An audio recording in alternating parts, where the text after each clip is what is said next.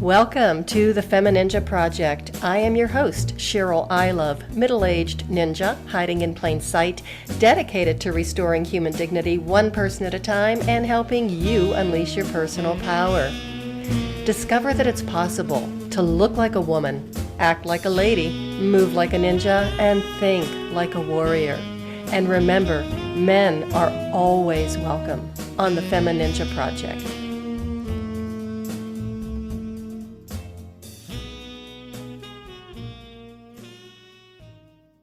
Hello and welcome to another episode of the FemiNinja podcast. And thank you so much for being here. I really appreciate it.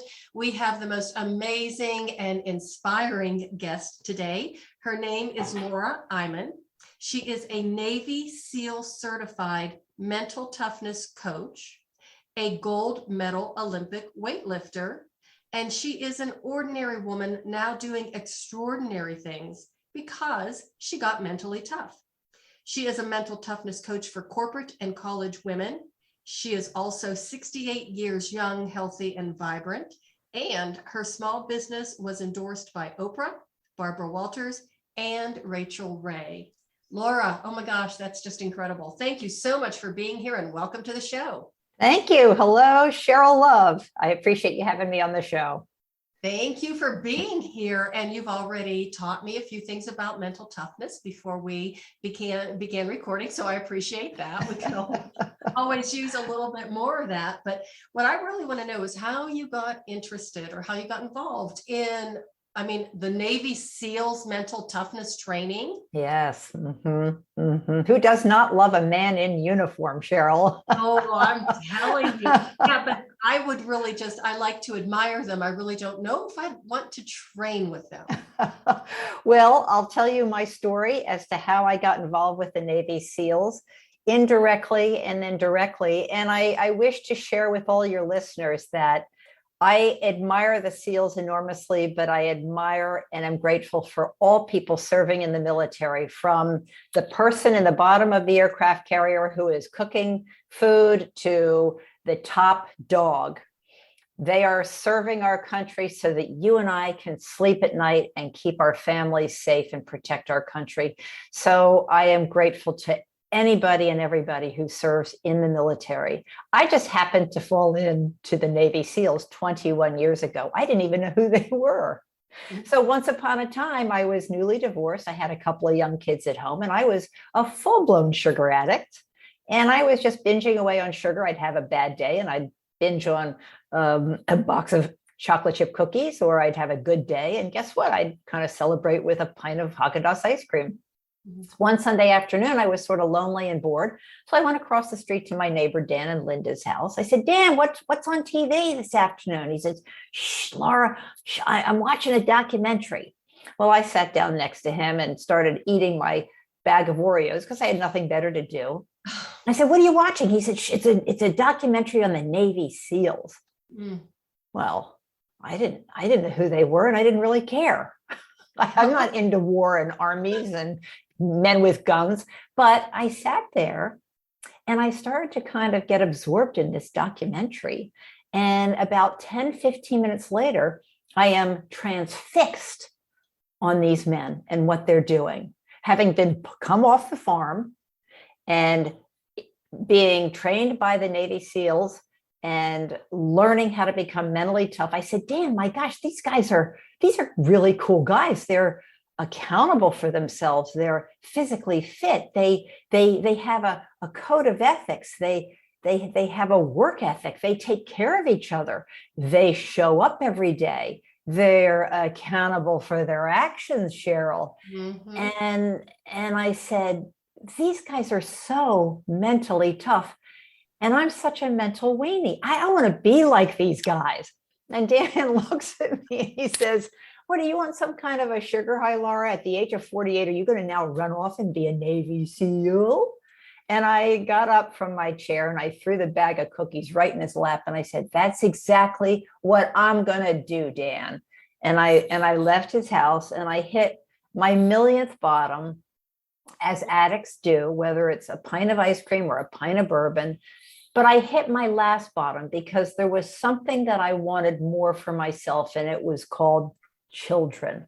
I wanted better for my children, so I had to become better for myself. And it first and foremost meant stop eating all this crap food, because crap food in your stomach ends up being crap thoughts and crap habits and a crap life. Pardon my French. So I that was the last time I ever ate any sugar or processed junk food. But it was a long, hard road. And I decided to study the mindset of these guys. I was fascinated and driven by my desire to be better, driven by wanting to have my children be proud of me. So this was before, Instagram and YouTube, and the internet was just getting launched then. So I would go to the library and just read books on the Navy SEALs. And then I decided I was going to start studying the habits of Olympic athletes, because I like to swim. I like to work out. I'd never lifted any weights, but I thought, well, gee, maybe if I develop the habits of an Olympic athlete and the mindset of a Navy SEAL, I can really overcome all this victim attitude and the self-pity parties I was having and the eating the sugar and woe is me. And that's exactly what happened. And I developed a success-based mindset. And I would ask myself every day, what do I need to do today to be a success? Well, I have to define what success is first. So this was a long journey, and I surrounded myself with support systems. I went to Overeaters Anonymous. I started exploring church. I did a little therapy. I explored more ways to work out. You have to hit your deficiencies from all sides, but it first starts with getting a mentally confident mindset and making the decision to say, I want to be better today than yesterday. Well, I think just making that decision, I really applaud you, because throwing the bag of Oreos, on his lap, but just making that decision of, oh my gosh, I'm really on the wrong path. I need to make some changes in my life, not only for yourself, but for your children, as an example too of living that kind of lifestyle. But, we all have our, I don't want to say addictions, but our weaknesses. We all have that thing that we go to when we're feeling bad about ourselves. And to have that kind of empowerment where you could say, you don't have that kind of control over me anymore, to the sugar, to the bag of Oreos or the Haagen-Dazs or whatever it is that you are, indulging in, is just incredible. I mean, it's just so not only empowering, it's inspiring, and it's liberating. Thank you. And you said it really well. You do not have control over me anymore. Now, a lot of times I didn't feel that, but I knew from what I was learning that that's part of the strategy. You fake it till you make it. You act as if. We've all heard those expressions. And even if you're not feeling it, and even if you really don't buy into it at first, you sure as heck declare it anyway, because you got to start somewhere. So my question to you is then, what do you do when you hear a bag of Oreos calling your name?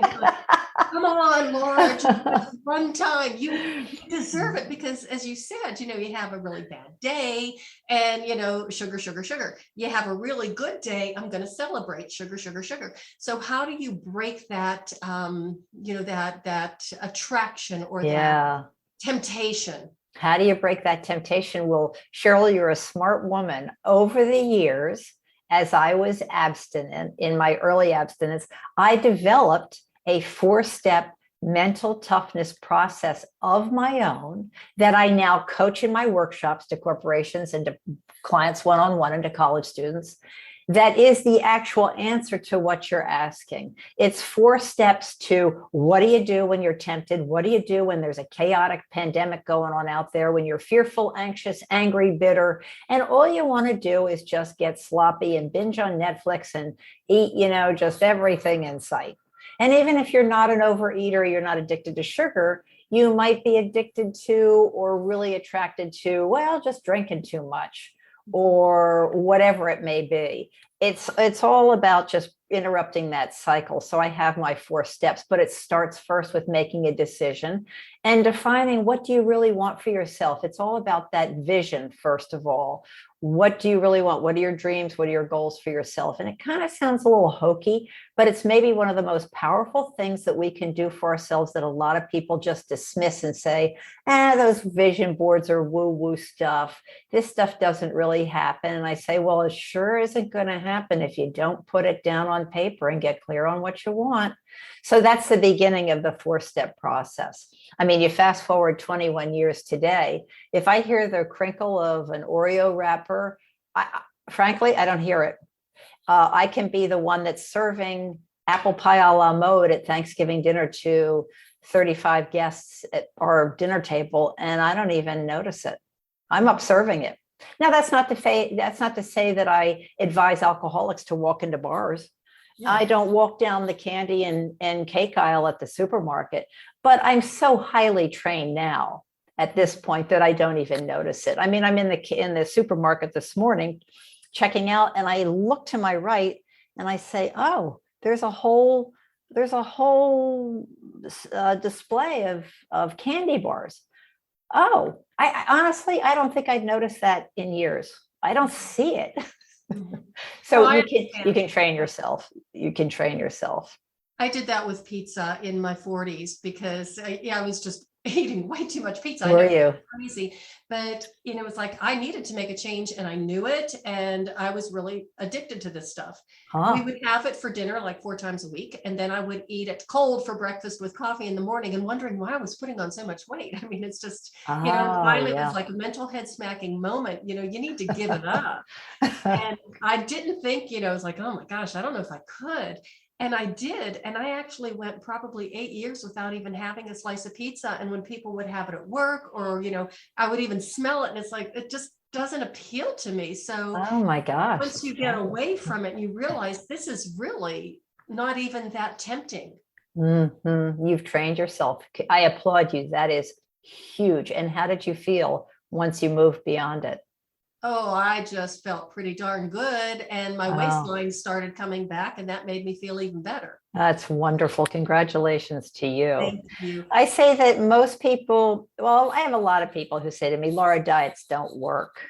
And I say, well, diets do work. You see, it's people that don't work. It's our mindsets that don't work. Diets are just words on a piece of paper. They're just a game plan. And I think they're very important. But you got to start. It starts upstairs in the head, in the attic. Success starts in the attic. I always say to people, it's first and foremost what you feed your mind, your thoughts and your beliefs about yourself and the world around you that dictate what our habits are. And then secondly, it's what you feed your mouth, your diet.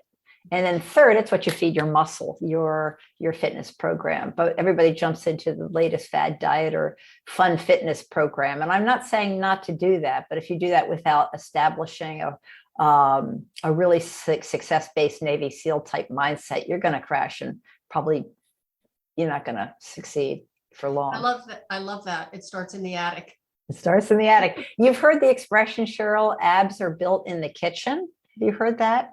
I have not. Okay, so abs are built in the kitchen. We think that abs are built in the gym.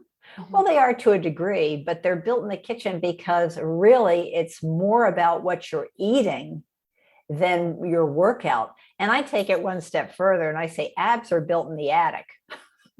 It's making the decision first and foremost because your decisions and your mindset are driving your life.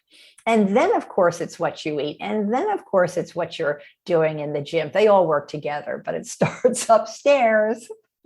I do a lot of work with the mind-body connection. A lot of the movement modalities that I practice and teach are, really mind-body because you can't have one without the other. I mean, for years, we tried to separate the two. And even as a medical professional, because I've had 2 medical careers, and we would always do that. It's like, work on the lungs, work on the heart, work on the, joint, work on this, but you can't. I mean, we're just such a complex and beautifully put together, the human body is just amazing. Yeah, that's well said. Thank you for reiterating that. You really can't separate the two. And I do have one question for you regarding once you did start, okay, I'm off sugar. Did you go through withdrawal? I did for a little while, but it was much more of a mental habit than a physical withdrawal. I would say, even though I never smoked cigarettes, from what I hear, the physical withdrawal from cigarettes and then heroin, opioids is very, very severe and very, very, very difficult. Getting off sugar, yeah, you have the withdrawals physically, but it's much more of a mental game. Oh, I've had a terrible day. I need to just go right to the refrigerator. So it's really more of a mindset thing. Mhm. And how did your children respond? I mean, did you tell them, hey, mom's off sugar, you can have it? Or, did you just do it in a sneaky manner and just not tell them? How did My that kids were 6 and 9 at the time, and I did eventually tell them. I wasn't hiding it from them, but I would have little desserts around for them. And I realized early on, Cheryl, that if I'm going to be happy, joyous, and free and productive in this world, I'm not going to declare to everybody around me that we have to get rid of all the sugar. To me, that is not living life, and it's not realistic. Now, today, we have such a epidemic with obesity and junk food that was not really erupting 21 years ago. Sugar was not great, but it was simmered down. We weren't living on soda the way we are today. But nonetheless, I told them about it, and then of course they would just go about their business and look for the candy bar after dinner. But I also really loved to cook, so they were eating really, really good wholesome food, and they would have a little dessert after dinner. They did not get hooked on sugar. I was watching for that. They did not. They liked the ice cream cones and all that, but they weren't doing what I was doing at age 6 and 9. Oh, crazy. So you said that you enjoyed swimming, and you always enjoyed swimming. So even as you were going through this, sugar addiction, were you swimming then, or was that just? Yes, I was a bit of a cardio athlete. I liked to move, and it was one thing that I did well. I had never lifted a weight. I didn't even know what a dumbbell was or a barbell was until I was 60 years old. So I got off of sugar at age 48, and I continued to swim. I liked it. I would do laps. But it wasn't until I was 60 years old that I learned about something called strength training, something called CrossFit, something called functional fitness. Because Cheryl, we baby boomers growing up, we played basketball and field hockey. And then we would, after practice, we'd go into the locker room and change our clothes and go home. Whereas the guys, when they were finished football practice, they'd go into the gym inside and lift for an hour. We didn't do that growing up. So I had no idea what lifting was until I was 60.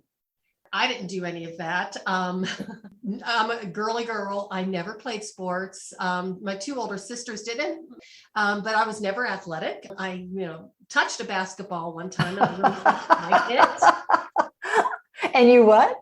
I really didn't like You it. touched it? You did? No, so that was definitely not my jam. We swam. There was a pool basically in our backyard. My parents helped develop this community swimming pool. So I swam, and my dad taught us how to ski. I was 9 years old when I started skiing. So I was an avid skier from the time I was 9 until 50. And, swam until, of course, the chlorine started to do a number on my hair color.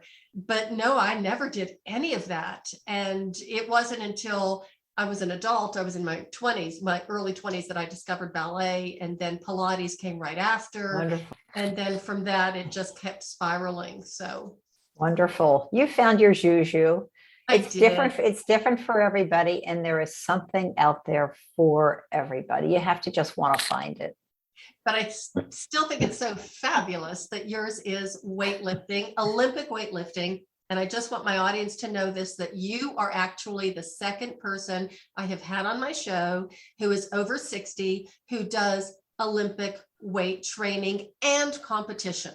Wow. Wonderful. Wonderful. So I want you to tell us the story about how you got involved in it. And I also want the main point I want to share with the listeners is that you're never too old to try something new. Exactly. You're never too old to try something new. That's a really, really important message. Thank you. If we have the attitude of, well, you don't understand, I can't, it really, most of the time, Cheryl, it means I won't. Mhm. Now we have free choice. If you don't want to do something, that is your choice. But I encourage your listeners, if they're saying, oh, I can't because I have a bad this or a bum that, well, there's lots of stuff you can do. I have a bad back now, but there's tons of stuff I can do. And I'm more fit now than I was at the age of 30. And I'm struggling with a bad back, but you have to want to do it, but no excuses to your audience. But at the age of 60, my kids were doing CrossFit, never heard of it. And they said, well, Mom, you got to come and watch this. This is really cool. Well, I walked into a CrossFit box, as they call them, in Boston. And I said, well, what are those things in the corner? They said, there, that's called a barbell. And I went over and I looked at it. I said, that's the strangest looking piece of equipment I've ever heard. I said, you mean you actually lift this thing? It is so uninteresting looking. It's loaded with testosterone. It's not pink.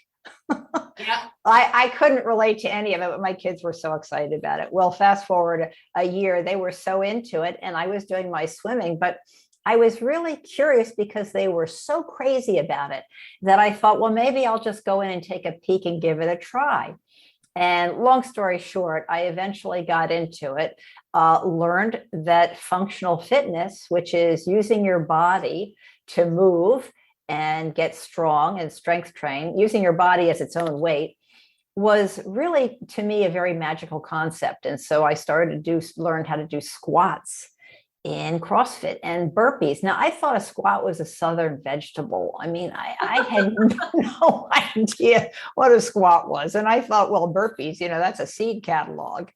And here I am with all these 25-year-olds, and I'm a mental toughness person, a mental toughness coach, but I was not feeling mentally tough. In fact, I would go in the bathroom and cry, saying, I don't understand this squat. I can't get it. Everybody's jacked out there on the floor, and I can't do this stuff. I had to hire the trainer to give me lessons on how to do a squat properly. So if we stop the podcast for a minute and say to your listeners, I want to encourage you, a squat is the king of all functional fitness moves. If there's one move to learn in your living room that you can get stronger and fitter, it's the squat. But don't learn it on your own. Go and hire somebody, or if you're really good and you're really careful, do a YouTube video. But technique is everything, because 5 squats done correctly are so much more valuable than 105 done poorly. In fact, you will really hurt yourself if you don't do a squat correctly. So I trained with the trainer, and it took me about 4 months. And I learned how to do a squat, and he gave me some strengthening exercises so that I could get a stable core to support myself. Now I can bang out 100 squats correctly without a problem. But it was the beginning of me drinking the Kool-Aid and realizing, oh my gosh, you mean there's something called muscle tone? Oh my gosh. And then Cheryl, you might remember, now that CrossFit's been out and successful for many years, lots of fun phrases like strong is the new skinny. Remember, it used to be cool to be skinny and thin. Yeah. Now it's cool to be strong. And I discovered how cool that was. And then fast forward a couple of years, I was taking CrossFit. I moved to Florida and I did some CrossFit, and they had something called an Olympic weightlifting coach.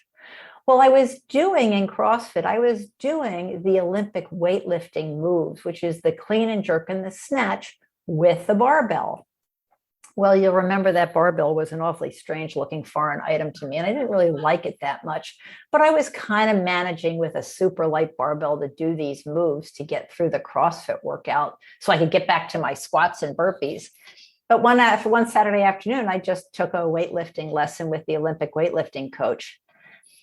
And I looked at that barbell and I said, I'm a mental toughness coach, and I need to be more mentally tough. And I need to learn focus, and I need to sharpen my skills. Maybe could you teach me that? And I really think I had a communication with that barbell just sitting there on the floor. And I became fascinated with this piece of equipment. I stopped doing CrossFit and I started taking lessons in Florida with this Olympic weightlifting coach. And a couple of weeks later, one of the 20-something kids in the lesson threw me her old weightlifting shoes and said, Laura, get rid of those CrossFit sneakers you're wearing on the platform when you're doing Olympic weightlifting. Wear these correct shoes. It'll make a difference. And that was when I kind of turned a corner and I really went 100% down that rabbit hole and did nothing but Olympic weightlifting for 18 months. And I just immersed myself in that barbell, and that barbell taught me so much. And I just started winning stuff. I started competing and winning stuff. I wasn't even intending on doing that.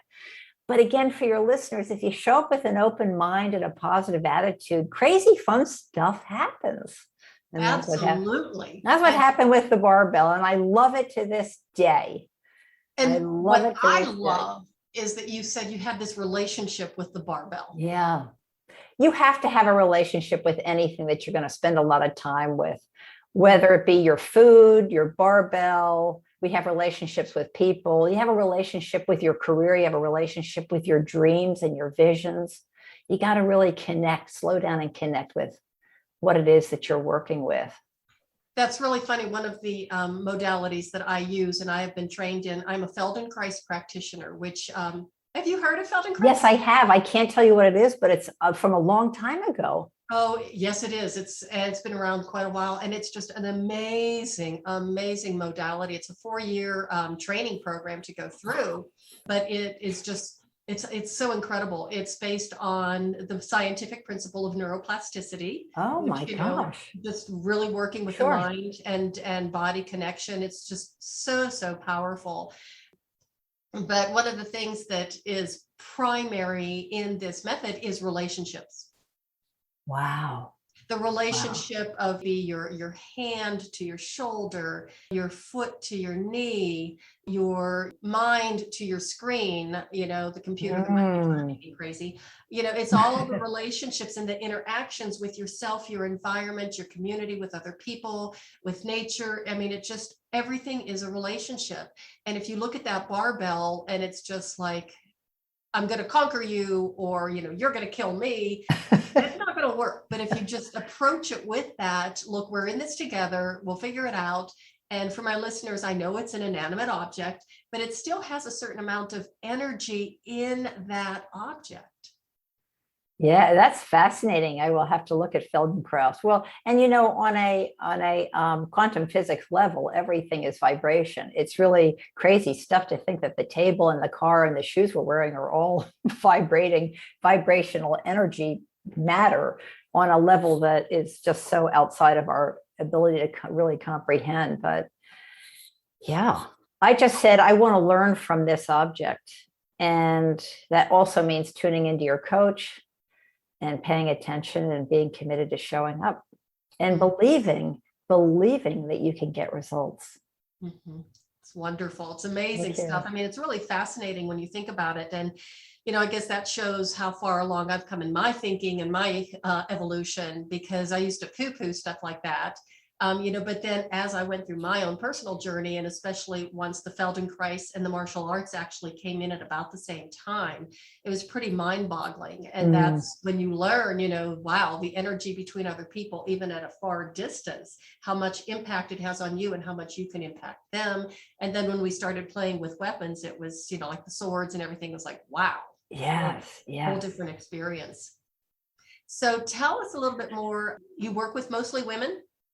Yes, although it's interesting, when I'm hired to do a workshop for a corporation, it has, up until now, it's been, I think, 100% co-ed. I'm doing 2 workshops in October that are all women, but this will be my first. Yeah, it's usually because the corporations say, well, I want the guys to hear this too. And I say, sure. I mean, I have no problem with that. I mean, I grew up with 3 brothers and no sisters, so I can talk to guys all day long. Oh my gosh. So I have no brothers and 4 sisters. So I grew up with a completely feminine, environment. And I had 3 girl cousins, and we grew up kind of like as one big family. So when I ended up in the dojo, and it was like, what do I do with all these men? I mean, it was just really a crazy and very uncomfortable situation for me at first. But then it got to be absolutely fabulous. And I really want to hear, you need to let me know how it goes, because the thought of you standing in front of a room, especially with all of these guys, I would love to get their reactions, because I know how the guys, when they would walk into the dojo, new students would look at me, my street clothes, and they just smile and think, she's here to pick up her kid or something like that. And I'd go to the dressing room and I'd come out wearing my gi and my black belt around my waist, and they're just like, whoa. And it Yeah. was so funny because the younger men just loved it. And it was the Wonderful. older guys who were my age that really felt threatened. So I thought that was Interesting. Well, they know going into my workshops that I won a gold medal in Olympic weightlifting, and I'll tell you about the Navy SEAL certification. So they're fascinated from that point of view. So I guess I'm a little bit luckier in that they're set up to understand what this is all about, and they're fascinated by it. Mhm. Well, it is a fascinating story. And let's go back to the certification, because you're the second person I've talked to who has gone through the Navy SEALs mental toughness coaching. So after I got into CrossFit, I'm 68 now. So 8 years ago at age 60, I got into CrossFit. And a lot of the people in CrossFit are ex-SWAT guys, ex-military. And so I was getting on social media then, and I was starting to follow different CrossFits. Well, the bots and the algorithms pick up on the Navy SEALs and the Marines. And so I would start to get in my feeds advertisements or suggestions for certain people. And a couple of years later, I came across Mark Devine, Navy SEAL Commander Mark Devine, out in Carlsbad, California. And he has a whole compound out there. And he has a workout compound called Sealfit. So it's for people who want to come and get a Navy SEAL-like workout in a CrossFit kind of a setting. It's a little bit of a hybrid. But anyway, I started to follow him, and I thought he was fascinating. And Mark is 20 years in the Navy SEALs and now retired, and he has a lot of programs going on out there. Well, then sure enough, a couple of years later in the Instagram feed, he's offering a Navy SEAL certified coaching program. And I jumped on it right away because I said, well, this is right up my alley. And it's for me like getting a PhD in what I'm already doing.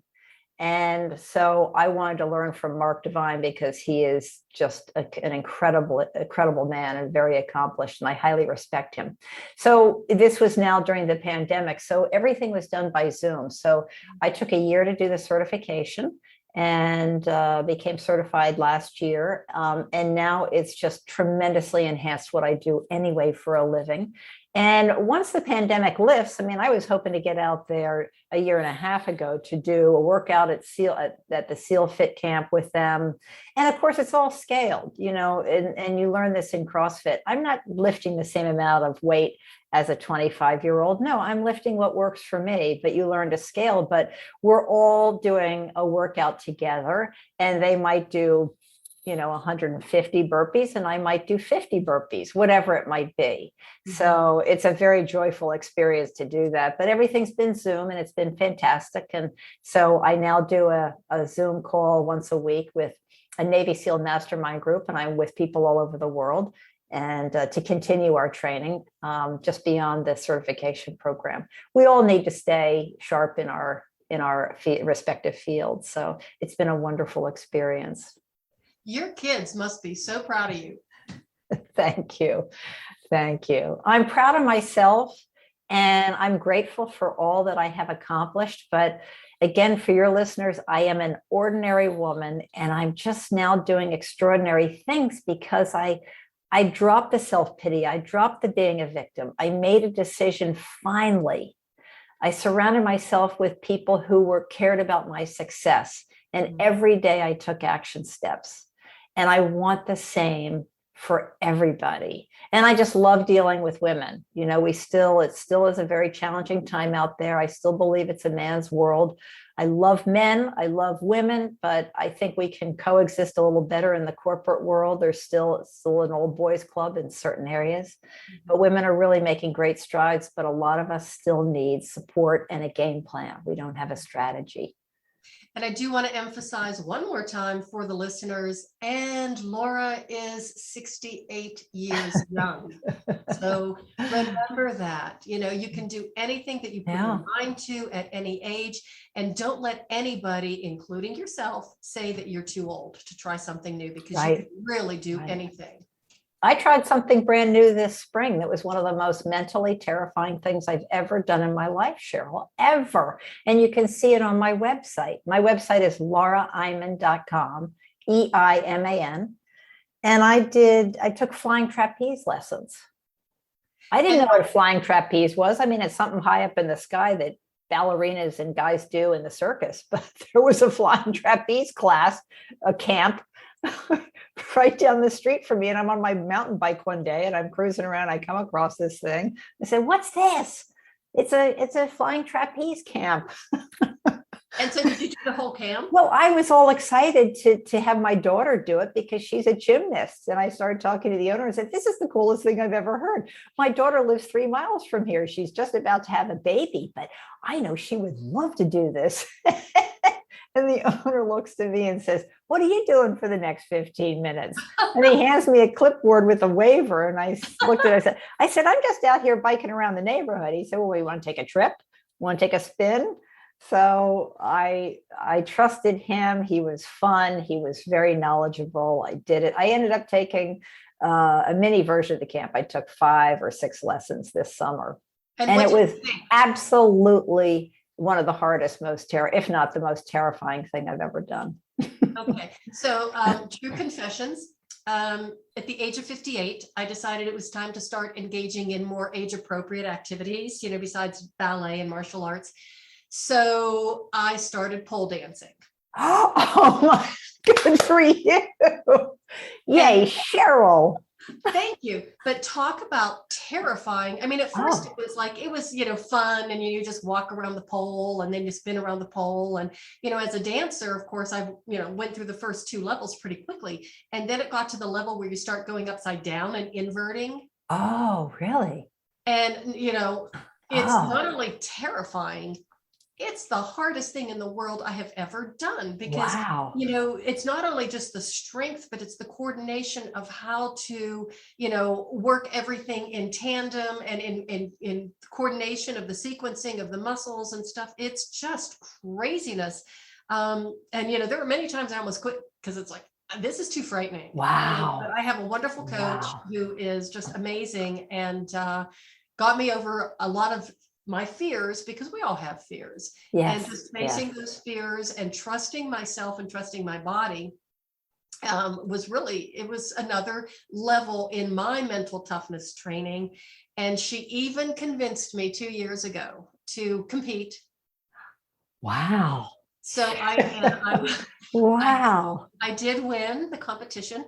I earned my gold medal. So I'm a gold medal pole dancer, I guess you can say. But there were only 3 of us in the category that I was competing in, because, you go in like from age 19 to 30, then 31 to 40. And so there weren't that many who were interested over the age of 40. So there were 3 of us. I was 63 at the time. Another woman was 67, and the other lady was 48 or something like that. So amazing. What a story. You are stepping outside of your comfort zone.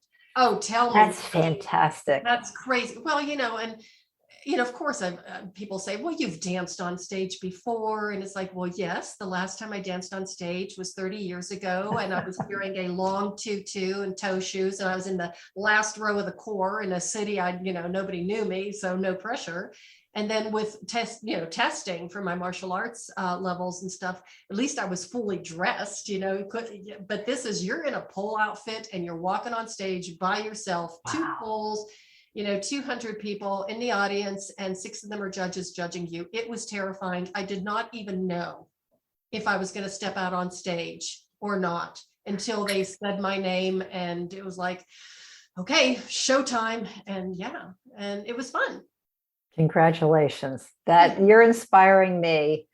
If we really want to win, we do hard things, because winning is outside of that dry palm zone. You got to have sweaty palms and do stuff in order to really win most of the time. That's remarkable. Your listeners might, I think it's important to emphasize something. You said you didn't quit, you kept going, and that's so admirable.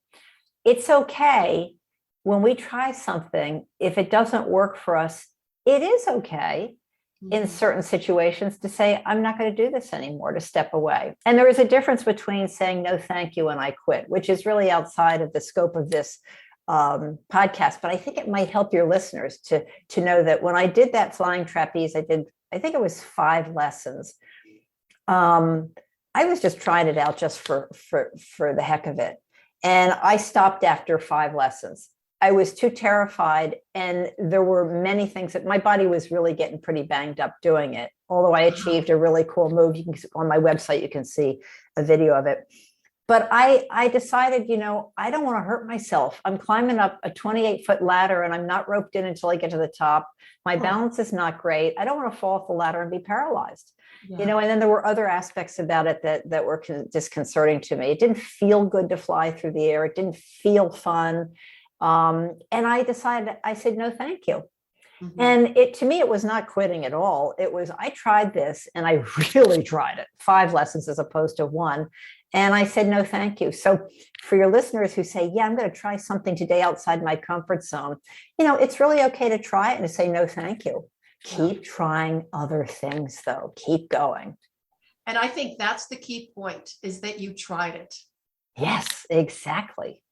If you keep trying new things, I mean, you'll find things that maybe do not resonate with you. You might find things that you really love and become a passion.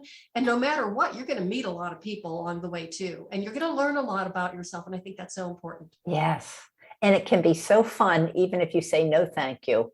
It really can still be so fun. It's a great story to tell on a blind date. I did flying trapeze lessons this summer. What did you do? But I did on my summer vacation. Yeah. Yes, exactly. So once again, how can people get a hold of you? So my website is my name, Laura, Laura, Eiman, EIMAN.com. And I do personal one-on-one coaching, corporate clients, teenagers. I'm doing a couple of teenagers this month, coaching them for some varsity sports that they're involved in. I'm coaching the Girl Scouts. I can't wait for that. That's going to be my most special 11-year-old Girl Scouts. That's going to be my favorite mental toughness workshop in October. But get to me through my workshop if you're interested, and I'd be happy to hear what your needs are for you or your group of women or your co-ed group, college or corporate. And you have given us so much wonderful information, valuable tips, great advice, but do you have any final little pearls of wisdom that you want to drop on the listeners right now? Yeah, thank you for it's going to sound so trite. It's going to sound so corny, but I say this from the bottom of my heart. Whatever you're doing, don't ever, ever give up on yourself. You call me. If you're going to give up on yourself, you call me or email me through my website.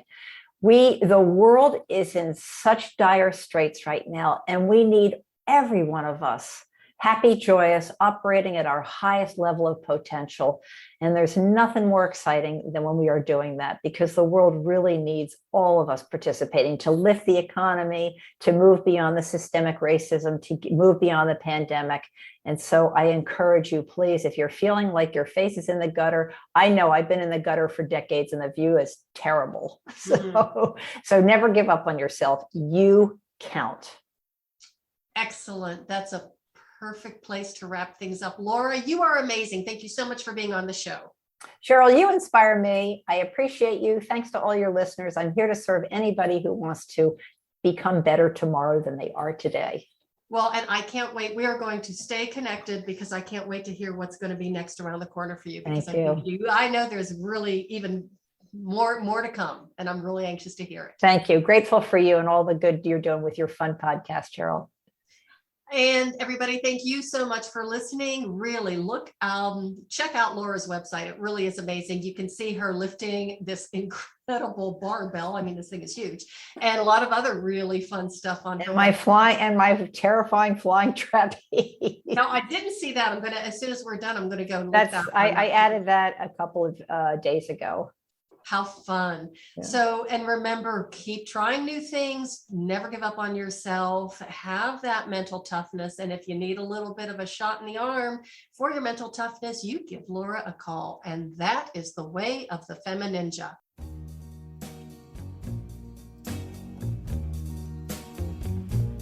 And that's a wrap on another episode of the FemiNinja Project. Thank you so much for listening. And remember, be safe, be strong, and until next time, bye now.